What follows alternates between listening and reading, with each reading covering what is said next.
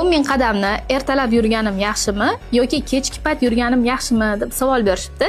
Ertalab yurishni va kechki payt yurishni vazifalari alohida bo'ladi. Ertalab yurish asosan kun davomida ishtahamizni nazorat qilishimiz uchun, insulin gormonimizni pasaytirishimiz uchun va tanamiz energiyani yog'larimizdan olishi uchun juda ham foydali hisoblanadi va ertalab bu och qorinda yurish tavsiya qilinadi. Kechki payt yurishimizning vazifasi esa qondagi shakarimizni pasaytirishga yordam beradi va eng asosiysi kun davomida yegan mahsulotlarimizni yog'lari tanamizda yig'ilib qolishini oldini oladi. Eng asosiysi qaysi paytda yurish emas, doimiy yurish. Bir kun yurib, bir oy dam oladigan bo'lsangiz, umuman natija bo'lmaydi. Har bir ishda intizom kerak bo'lganidek, ozishda ham xuddi shunaqa.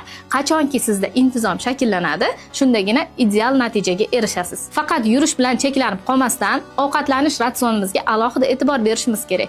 Chunki biz ovqatlanishimizda kaloriya ortib ketadigan bo'lsa, kun davomida 20.000 qadam yurishimiz ham bizga foyda bermasligi mumkin. Pitaniyani to'g'rilab, bir oyda -10 kilogacha sog'lom ozishni xohlasangiz, sizni ozish marafonimga taklif qilaman. Ozish marafonim haqida to'liq ma'lumot olish uchun kommentariyada bir raqamni yozib qoldiring.